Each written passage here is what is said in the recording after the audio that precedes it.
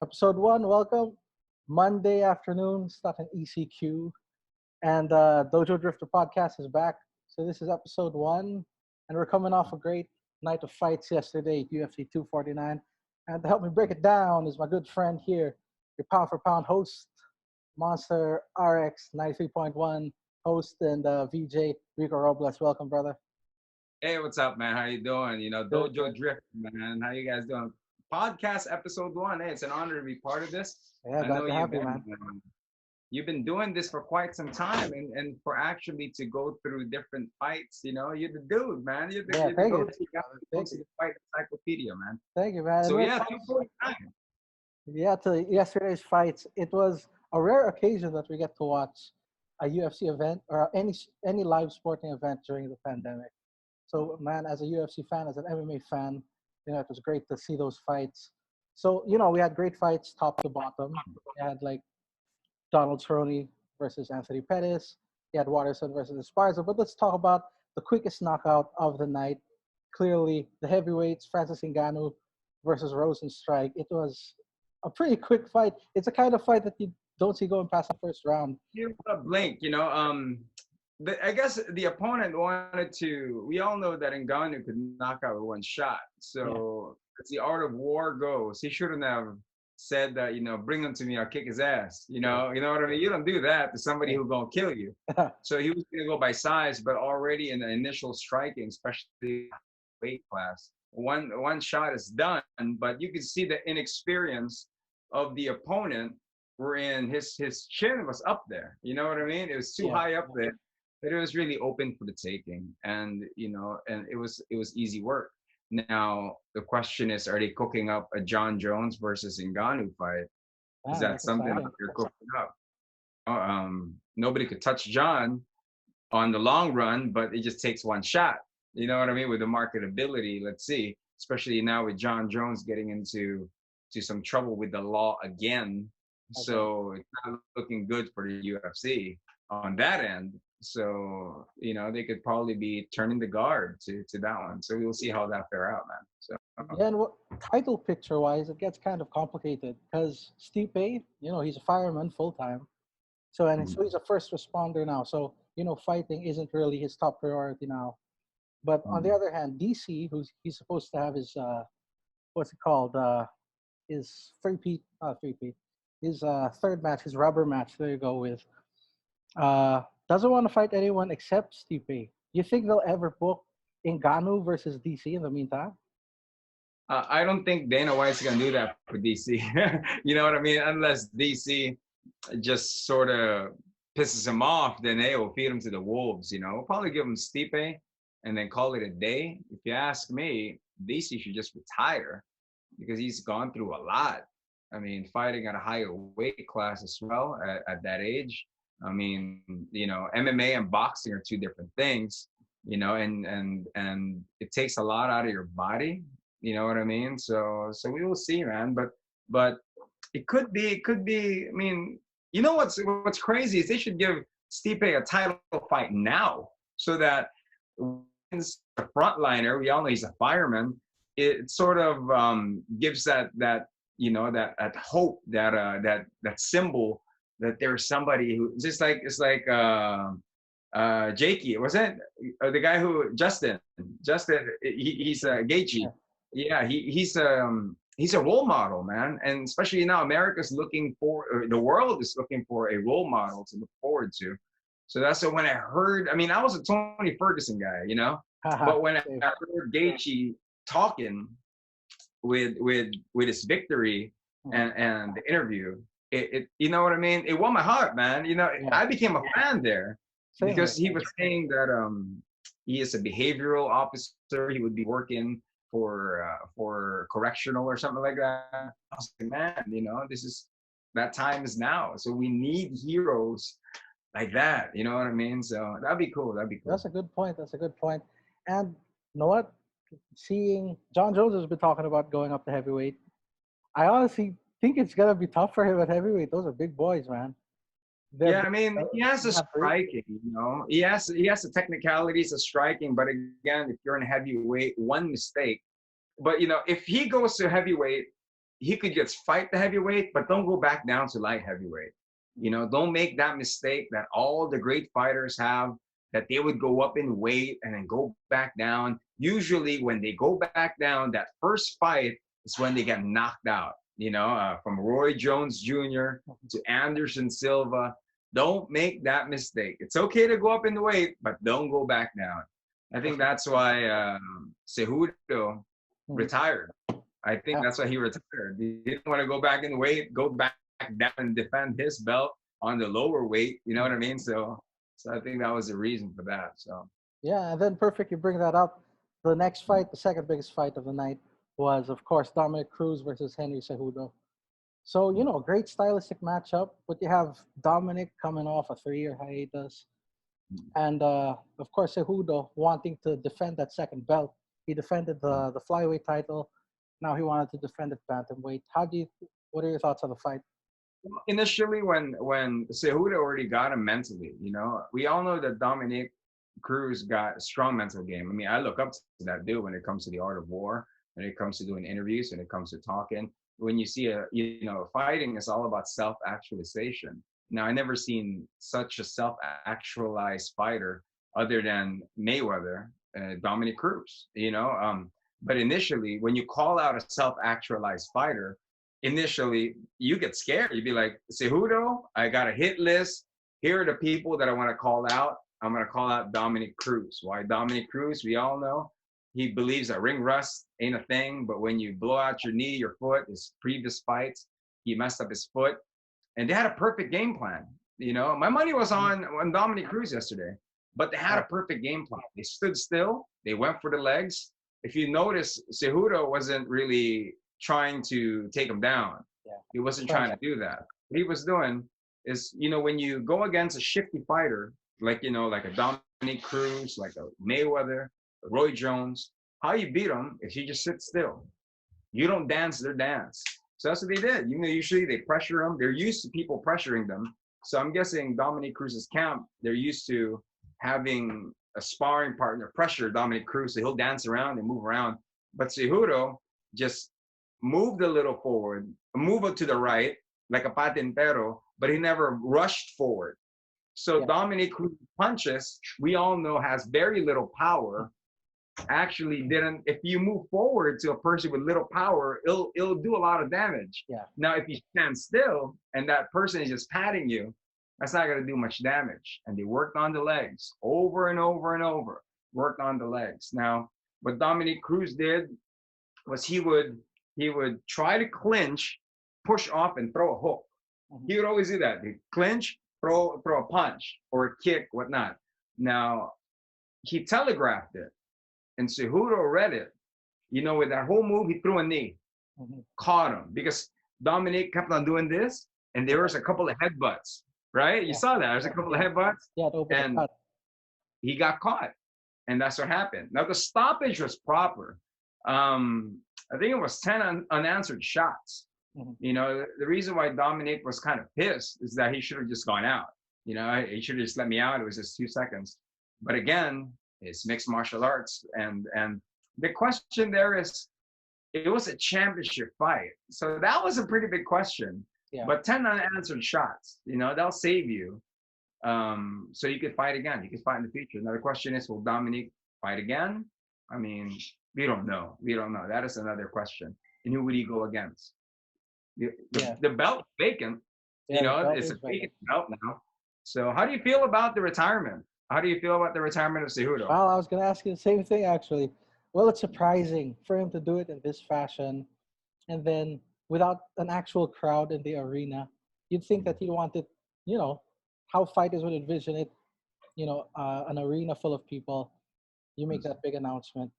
But just like DC said after the fight, that this is a guy that when he reaches his goal, he moves on to the next goal. Like when he won the Olympic gold in wrestling, he retired right away. And I think he was like 21, early 20s. So he retired from wrestling early. Here, he's accomplished everything he's wanted to accomplish in MMA, so he's walking away from that. So it's surprising, but I think it opens up a lot of fights in the division. Of course, I would have loved to see him fight other guys like Aldo, the fight that they were scheduled Yeah, to that everybody do was in cooking Brazil. up, right? Yeah. Yeah, yeah. But man, But did you get to see the post press conference? Did you get to watch a post oh, press conference? about the what did he say about round Mount They're saying Rushmore? that could it be negotiation? And then he said money talks. You know, but you know, in these times of the pandemic and the COVID-19, the crazy part is not only the fighters that are getting enlightened, but the whole world. People are even our mindset, even us talking. The mindset has changed. Yeah. That it's not going to be the same. They're just saying it's a new normal. Let's just say everything's going to change. I mean, my prediction to this is that people are going to start selling like their little investments, whether it's a collection of a shoe collection or a baseball card collection. People are going to get rid of all that and just going to really focus on probably experience, man, or insurance or whatever. That's you know, they could grasp immediately. That's I mean, that's my read on it. That's why it's a special fight card for this one, because the winners of the fights that we've come to watch, they're self-actualized fighters, you know, because there's no audience. There is nobody screaming. There's no momentum. It's really you and the person you're up against and Pati Bayan. Whoever has the strongest mindset will win. You saw that in the Ferguson fight and the Yeah. Gagey fight. Yeah. You know, it was that. It was that. So with the Cejudo one, you know, with his retirement, I mean, he has nothing left to prove. Yeah. You know, I don't like his coach either. You know, his coach is just weird. I mean, I think the coach got to go back on tour with LMFAO, man. But you know, with the shades and all that. Yeah. yeah, dude. But I think it's a marketing thing. You know how it is, man. You know, good publicity, bad publicity is still publicity at the end of the day. And for you to get the attention of the people, why not? You know what I mean? But yeah, he fought a good fight, man. I mean, that one just got, you know, Dominic Cruz could be mentally tough, but I don't think his legs are the same anymore. Yeah. I don't All the think injuries. notice the embedded series, his training, the focus was mostly on swimming. You know, if you could see it, you know, they did a lot of swimming and breathing exercises because I don't think he could do much cardio. I don't think he run in too much. So he went to the swimming route instead of the running route. You know what I mean? So, and that plays a big difference, you know, when you're fighting, when somebody's swimming and when somebody is running, two different effects on the body. Now, when you're swimming, you do have the power, but your foot will be a lot heavier. You know, when you're running, you do get that you experience that when you're jogging, then you use the bag. You sort of have that balance in your feet, that you're a lot stronger in your feet, and you know the timing of your hand and eye and everything. So that's what I think made him a little bit slow, the swimming part. I don't know. That's just me, man. I mean, I love to box, so I understand it. Yeah. You know, when it comes to it. But yeah, but I wish Dominic Cruz would come back. I'm a fan. I mean, I was looking forward to meeting him here in Manila because we all know that Alliance. I mean, you know, shout out to Brandon Vera and to Coach Castro. You know, they do have their gym here. Yeah. So I was hoping, and also when I saw Charlie Peñalosa, I was like, man, the work that you're doing. You know, when I met him, I mean, during the SEA Games, I'm like, man, the work that you're doing with Dominic Cruz, man, that's awesome, you know. And for having, you are. So it's a cool thing. Yeah, and then I saw he got a call out from Uriah Faber, his good friend Uriah Faber, calling him out again. Do you think that'll happen again? What's the point? It's like Pacquiao Mayweather. What's the point? Come on, man. I mean, dude, they're like past. I mean, yeah, Uriah won at 40, but you know, it's good for the pay-per-view. Why not? You know, you could use it as a supporting act, you know, to your main event. You know, you could put it on a supporting card. Why not? You know, so it's like, what's the point?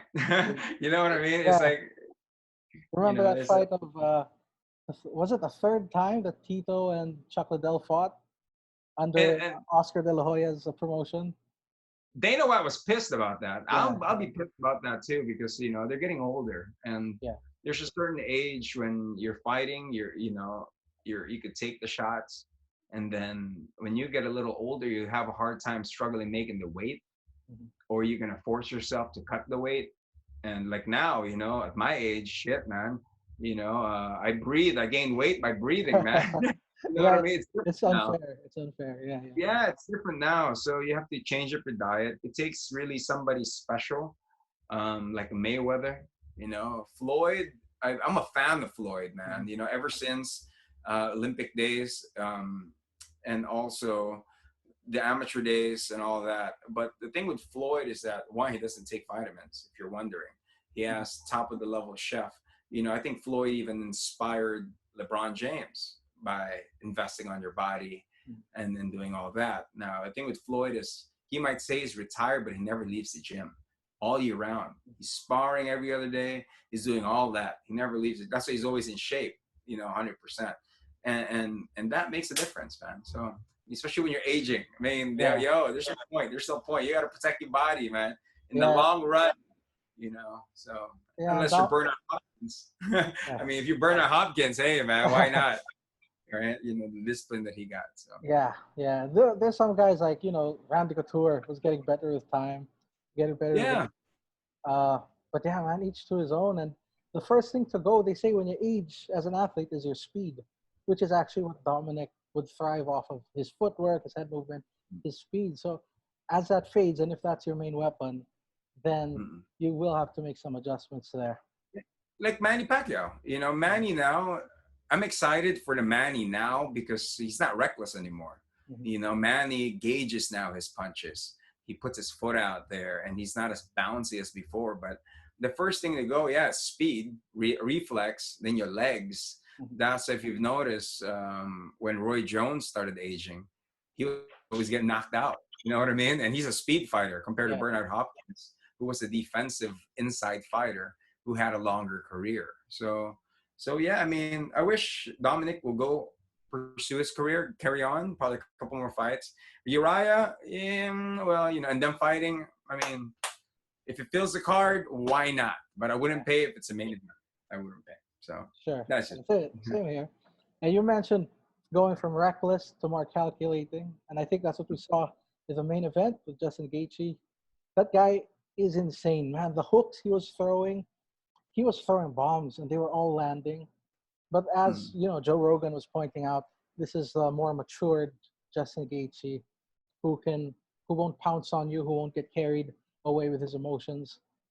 Man, what did you think of the fight? 5 rounds. I mean, that fight was, for me, it was Tony Ferguson who made a mistake and cut it twice. Now, he thought he wasn't going to be able, he said there was a fight, then all of a sudden it got moved, right? So Mhm. nobody was certain what was the date. So what he did as a mental challenge is that Mhm. he made the weight cut, and then he ate again, then he made the weight cut. So you're doing two weight cuts in one fight camp, one. Two, he was saying that his training camp, he didn't train for a skill of a striker. What he was training for was somebody for like Khabib, Khabib. who was not much of a striker, so he wasn't prepared for that. So the lesson that we could take away from this, I mean, if you're watching this and you're a fighter, is that it's, I mean, for you to fight or to be more successful as a fighter, you shouldn't tailor make your training camp to your opponent. You should just train. That's the way you would fight anybody at any time, especially with the UFC when there are injuries and they'll plug in another fighter and another fighter. And so you're ready. You're self-actualized, whatever style, whether it's a southpaw or whatnot. Now, as far as the fight's concerned, Ferguson got a chin. You Damn. know what I mean? Yeah, yeah. That fight's gonna hurt him in the long run. He could take it now. It became an ego thing. You throw it at me, I throw it back at you. It was a statement thing. But Gagey fought a great fight. He boxed him, straight up boxed him, and he worked on his legs too, because Ferguson was expecting him to box, Mhm. so he had a bunch of surprises. You know what I mean? When you fight someone with the unexpected movement, I was waiting for Ferguson to throw an elbow. I was waiting for him to throw a spinning elbow, which he was trying to set up. I'll say, if you've noticed, there was a time that he touched the floor a couple of times. Yeah, Do yeah. you know what I mean? To just try to pretend a takedown. Now, he could have won if he took him to the ground early. You know, Yeah. if he took him to the ground early, we all know Gagey only got a strong defense, Mhm. but as far as the fight, I mean, as far as the ground game, I never seen him submit anybody. I know, correct me if I'm wrong. I mean, I've only seen a couple of fights against. So, so if you took him to the ground early, he had enough stamina, then he would have a chance because Gaethje would try to get up, and he'll be worn out even to box. As you could see in the latter part, I think it was round 4, his hands were getting heavy. I mean, like it was always down. It was always down. But Ferguson had no more gas. He was out. He was trying, but he was just blowing steam, man. So that was it. But Gaethje fought a good fight. I think if he fights Khabib, he'll give Khabib major problems. The thing with Khabib is that he stands straight up. He's a straightforward guy. I'm going to walk towards you, try to throw a weak jab, try to throw towards you, and walk straight up. You can hit him in the face. He's hittable. Yeah. Is that when you hit him, he takes you down, and he takes you on the side, and you're dead. You know what I mean? But the point is, he can be hit. Yeah. Now, knowing, I mean, I saw an interview when Floyd was challenging Khabib, and Khabib said, I'm willing to fight you, but give me a few months to train, and I will be training with Lomachenko. Now, that's a whole different equation and conversation. Yeah. That if Gaethje and Khabib were announced early, I could see him going to Lomachenko's camp. Now, that'll work on his striking. That'll work on his boxing. Now, that's going to be an interesting fight. You know what I mean? That's going to be a slug-out fight. So yeah, definitely. And I think the trouble with that is with, like I heard Eddie Bravo was telling Ferguson, go for an Imanari roll. He was trying in the latter part. Yeah, get the legs. And I think that maybe takedowns aren't really the strong suit of Ferguson. And with Gaethje, with that wrestling background, the way to get him down would be something like an Imanari roll, something kind of tricky and hard to pull off. Yeah. So if Ferguson would have done that, it could have worked. Now, with his previous fight with Pettis, you could see Ferguson was having a hard time with his striking, And if Pettis didn't break his hand on that fight, Pettis could have won it. You know what I mean? Now, speaking of Pettis and Cowboy, that was Cowboy, man. That was Cowboy, bro. Yeah. I mean, they killed him with a decision, man. They killed him with a decision. But I wanted Cowboy to win, and he really went out strong, even at the end. And that was, for me, that was Cowboy, man. Yeah, and he I think he had to. I'm happy for him as a fan that, after that, what some are saying, that embarrassing loss, the really fast loss to Conor McGregor, and the criticism he got that he can't show up in big fights. I'm glad that he came up here and then he showed what he's all about, man. It's like bringing the action, bringing the strikes. So, yeah, it's a shame he didn't get the... I have a feeling, though, that Cowboy has a structural damage now in his face with a Tony Ferguson fight where he blew his nose. I think that really messed up his face.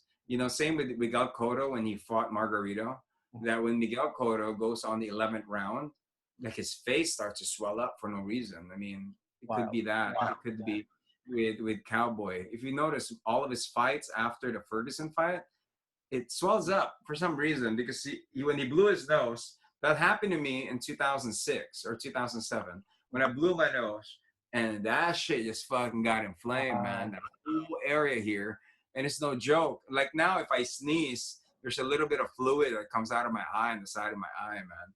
Wow. So that's why when I spar, I sort of don't use the ones with cheeks because it fucks up your nose. I'd rather just use the open face so that nothing will hit me other than the glove that I could see. Because if I use the one with a little cage in your nose, that messes up my face more, man. It's like a nose dislocation that you got to pop it back. There's a certain style of it. If you notice, my nose is crooked, bro. It's 3 years boxing. Yeah. So. Man, and I'm sure these two guys they walked out of the fight with a lot of damage. They were throwing so many strikes. I think. Yeah, dude. I mean, and imagine celebrating Mother's Day and you're like stuttering. Both of them for sure will be on fight suspension, man. Tony Ferguson will be on fight suspension because his face was fucked up, man. So yeah. Yeah, and it was surprising. Like same thing that I was more of a Tony Ferguson, more familiar with Tony Ferguson, but. Yeah, man, it was the arrival of Gaethje. Everyone knew him as the violent slugger, now he came out as, a true title challenger, top contender, who could actually give Khabib a run for his money. They were saying that Gaethje, with his wrestling background, could give uh, Khabib some trouble. But what do you think? Who is a better matchup really for Khabib? It's a perfect combination of a boxer and a wrestler. It's a perfect combination of that. You have a good takedown defense. You got your initial takedown. It's the same formulation of sambo. Sambo. There's a kick on sambo, but it's still boxing and takedown. But it's no really a ground game of a submission in sambo. They take you down one point and you go back up.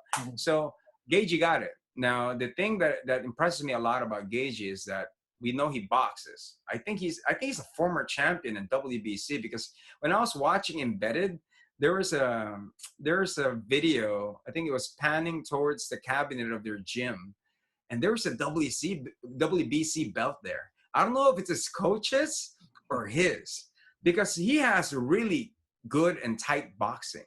Now, it is very rare when a boxer goes to MMA that they get the same boxing power.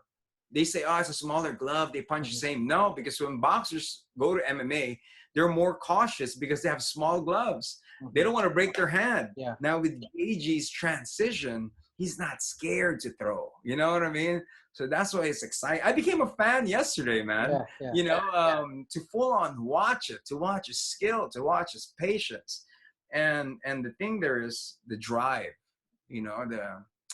the motor that drives him, his motivation. He's not reckless. That's what makes him dangerous, man. He has the power, but he's precise. He's not like all the others that, I'm gonna break dance, I'm gonna do my Eddie Gordo moves, flashy. But this guy's precision. Now, with him and Khabib, that's a good one, because Khabib could be hit in the head. So, but it all goes to how training camp is gonna be. Who is Khabib going to be training with? If he's training with Lomachenko, as he says, or if he fights Mayweather, my money's on Khabib. But if he's not training with Lomachenko, he's just training with his little teddy bears that he's wrestling with, then my money's on Gaethje, man. That's it. I mean, that's my money. For me, it's really hard to bet against Khabib. I mean, even if Khabib versus Ferguson, I'd have to go with Khabib. I guess he's a favorite. He's the champ. I mean, Khabib looks like he kills people for a living, and just like UFC is just his hobby. You know what I mean? I mean, look at it. I mean, when he covers the people's mouth, their eyes, it's like, you know what I mean? It's like, damn, dude. It's like, I'm a Russian assassin by day, but a UFC fighter by night. You know what I mean? It's something like that. So the sad thing is that this is the 5th time that Ferguson versus Khabib has been canceled. Exactly, right? It's cursed. It's a cursed fight. Do you think we'll ever see it? That is the question. I mean, that was a question that they asked Dana White in the press con, and Dana White's like, "Nope, you'll never see it," because Dana White's protecting Khabib, man. He wants Khabib and Conor again. That's a big money fight. Now it's gonna be Gaethje and Khabib, and then the winner of that will probably get Conor. I mean, that's it. That's the conversation there. Tony really blew it then, man. Yeah, Tony will probably have to go back in the line again, probably. Who is number 4 in that division? He'll probably go back to the bottom, number 4 and number 3. Probably, Yeah, there's Dustin in there, Dustin Poirier. They probably take on him. That's good money. That's big money. I would look at that. And that's the kind of fight that gets you back into the title picture. Yeah, I mean, I'm excited for another Pinoy to be back up there, man. Same here. I was excited when Lauza was there, when D was there. I'm excited, but UFC, there hasn't been any Pinoys lately. But I would be excited again to have a good wrestling background and bring them there. Ooh, that'd be cool, So I was talking to Mark Striegel. He has a great wrestling background, and then we were talking about the cards nowadays of the UFC, like when they book a card in an Asian country. And they typically book, you don't have to be like the biggest star, the biggest local star to get on a UFC card nowadays. I mean, of course, UFC is still the premier promotion with the best fighters. But I think the chances of more Filipinos getting signed is actually pretty good now. Well, they're trying to get their. I think their focus now is on China, man. Since the NBA and the market of the NBA sort of still trying to regain it back, again. And now they have like a couple of Chinese champions. Mm-hmm. They're putting a good show in, and we all know that martial arts. It's something like what's saying is it Zhang? What's that girl's name who beat the Wait, living daylight? Yeah, dude. I Zhang mean, she's exciting. She a dude. You know what I'm saying? yeah, she's Exciting. jacked, man. She's jacked. So yeah, they have a Yeah. champion. They have the UFC Performance Institute in China, Yeah, and then their recent China cards are stacked with Chinese fighters. So you can tell they're exactly. really going after that market.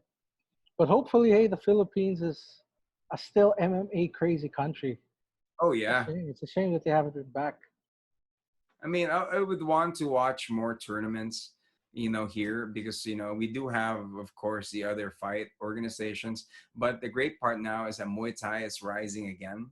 There's a lot of Muay Thai kickboxing tournaments. So Yeah. that's good, supplemental. And then also some jiu-jitsu never stops. Mhm. Every weekend you go to Mega Mall, you see jiu-jitsu tournaments left and right.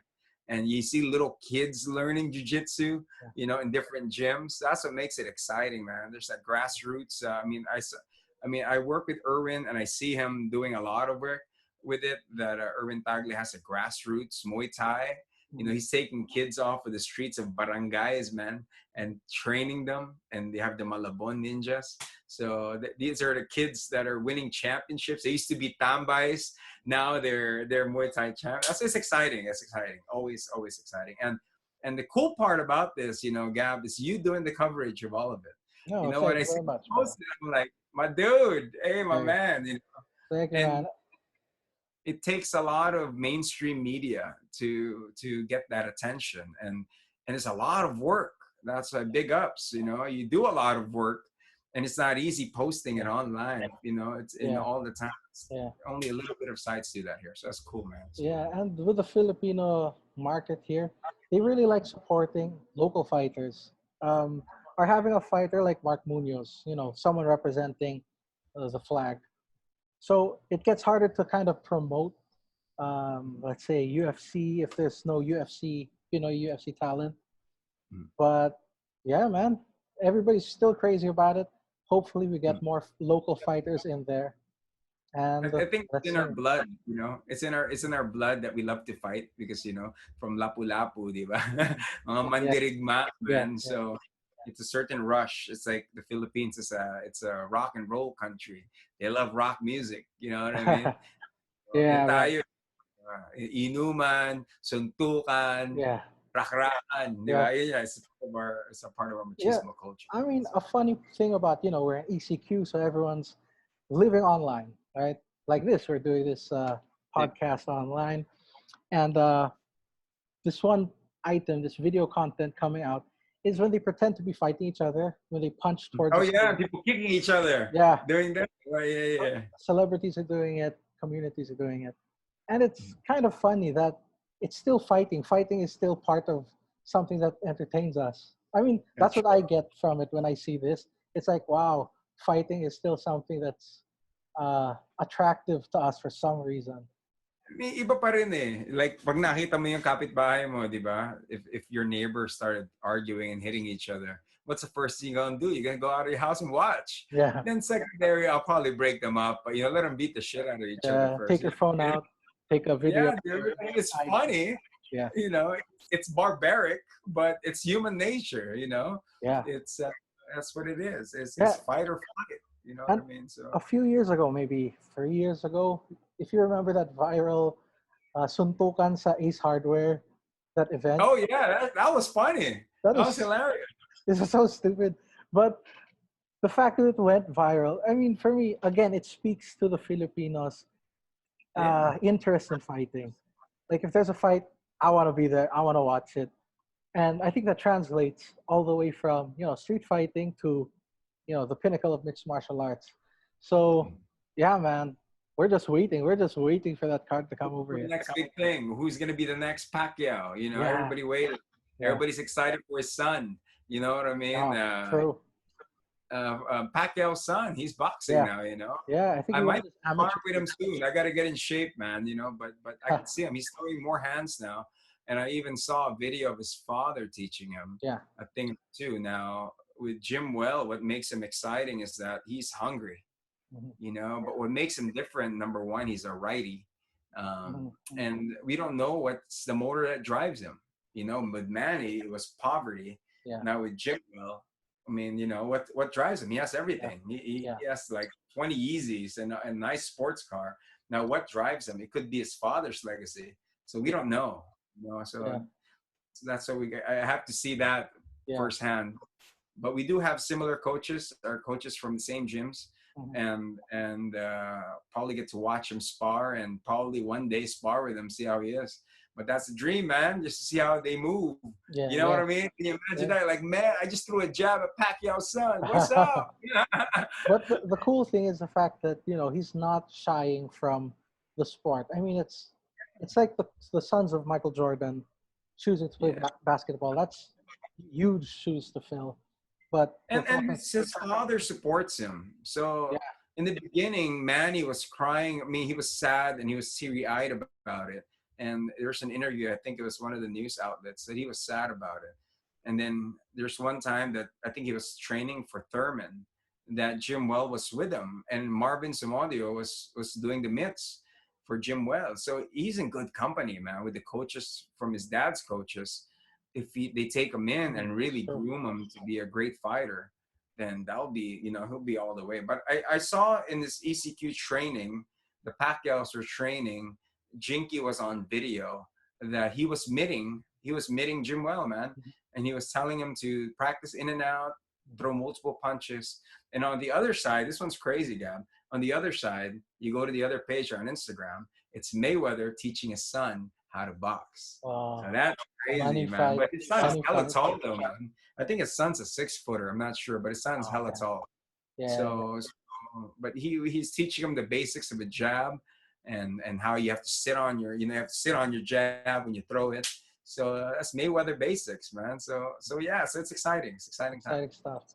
And also the UFC it really is a crazy promotion that they're putting on fights during this pandemic. Of course, as fans, we're all too happy to watch. What do you think's next for them? And would you say that this event garnered a lot of criticism for putting on fights during this pandemic? Would you say it was a success? How do you think they're gonna do? What do you think is I mean, next? the tough part when it comes to fighting is the momentum of the crowd. Now, the thing there is, the reason why they wanted to do that, even Trump was talking about it with Dana White, was that, you know, people in the world, Americans and people in the world in general, they're looking for something to inspire them, to move forward. Like, we're sitting at home, what are you watching? Netflix, whatever, whatnot. But we're looking for something that will inspire us that everything is okay. You just got to keep on moving forward, keep on. And sports gives that, the spirit of competition, the spirit of getting back up, training back up. We could do it, that kind of thing. Now, with NBA not being there, with all the other sports shutting down, my family's in America. They won't even get to watch baseball. They won't even get to go to work. With all everybody is being said and done, they need something to cheer for. You know what I mean? That there's a sense of, yes, they won. Yes, my hero won. So that's why the UFC did this. Now, to set the measures for it, it was the first time it will be done. And Dana White, he loves it when it's the first time, Yeah, So yeah. it's monumental. Can you imagine if you're a fighter, win or lose, you fought during the times of COVID, that when everybody, they stuck a swab in your nose so Yeah, yeah. far down, it's an experience you could tell your family and your kids that, it was. Mhm. So I think that this is the start of many more sporting events. Next one is NBA. I think they're going to move their facilities. I think they're looking at December. That's what I've read on ESPN, but yeah, so we will see. That's why they had to bring out The Last Dance. If you were to go and backtrack the articles, The Last Dance was supposed to be released later on the year, the latter part, but they released it early because, of course, with the death of Kobe Bryant, then with the shutting down of the NBA, nobody will, the love for the sport wasn't there. So let's reset it again. Let's create a hero. Let's create an icon, which is Michael Jordan. Return it back. Yeah. So it's like, And it's a great documentary. Yeah, I'm watching it too. And the crazy thing is, I read that it's not even done. They don't have the ending yet. They don't know how Oh, the for live that one. episodes will go. Oh, so I think that's why they're doing it per episode. Huh? I Yeah. mean, people sent me the full link of all, like, I think it was all 8 or all 10 episodes. I didn't want to open it. You know, the cool part about it is like every day, every Monday, you look forward to it. When it goes on, you click it and you watch it. Then you go online and you feel that rush that everybody was talking about. Like, man, yeah, can you imagine Dennis Rodman if he had his own documentary? That would have been crazy. Like, the crazy part with that Dennis Rodman episode is that afterwards, the statistics for Pornhub went up by 220%. Wow. Everybody's searching for Carmen Electra. So it's so funny. Everybody was looking for Carmen Electra. You know, they got a They're all video thinking the together. same thing. That's crazy, man. And Yeah, that's a good point that people are really looking for inspiration. And I mean, because it's hard to get motivated when you're ECQ. it's You're looking tough. for anything to get you off your butt. So yeah, man, these are the UFC cards are a welcome event. I mean, you know, especially now, ang kalaban natin, our opponent now is us. Because it's routine now. Like with me, the reason why I go to the radio station, our radio station is a block or 2 blocks from here. I was able to get a pass. Then my boss is just like, "Do you want to go to work or you could work in house?" And I'm like, "I think I have to go to work." You know, I love the routine of it. Now, and also all my course is nursing, so I'm also a frontliner. But Wow. then I'm not practicing it, but I do get the license. So in a way, I wanted to entertain the frontliners. You know what I mean? But it takes you out of that. And one thing that I learned too, I interviewed somebody today, and she was talking about how by creating a routine on a daily basis gives you some sort of control of what's happening at a time where you don't know what's happening. Yeah. You know what I mean? So by doing that, whether you wake up at 9, then you work out until 9:30, and then you cook lunch, and then you'll do some video editing, or in your case, do some filming, Mhm. and then do some editing. Then you do it again tomorrow. Mhm. Then there's some sort of accomplishment while the whole government and everybody fighting. You know what I mean? Yeah. So it gives you that whole fulfillment that you don't go crazy, man. You know, I mean, everybody's suffering. You know, it's people. I learned this one from Rico Blanco when I interviewed him the other day. Is that people might be doing charity work to make you feel like they're not suffering, but deep down inside, they're going through something. You know what I Yeah. mean? And it's okay to go through something. Yeah. It's normal. People are like, no, it's not normal when you go through something. It's normal because this is something that we're not certain of. You know what I Yeah. mean? But by having that schedule, man, it sort of gives you that Yeah. grasp. Yeah. And this is unprecedented, man. We've never dealt with anything like this before. Dude, di ba? I mean, Crazy. you only hear these stories sa mga lolo't lola mo nung World War II, nung World Mm. War III. So tayo, ito yung ano natin. Alam mo ba, nung panahon ng 2020, pucha, dude, na-cancel yung 2020 noon, bro. Di ba? Yeah. Podcast ko dun sa garahe ko, tapos Uh, nag-uusap ni Rico sa uh, MMA, di ba? I mean, dude, that's what it is. But that's what makes it great. You have a story to talk about. And we all are sharing that one common story together. Di ba? Yun yung masaya yeah. dyan eh.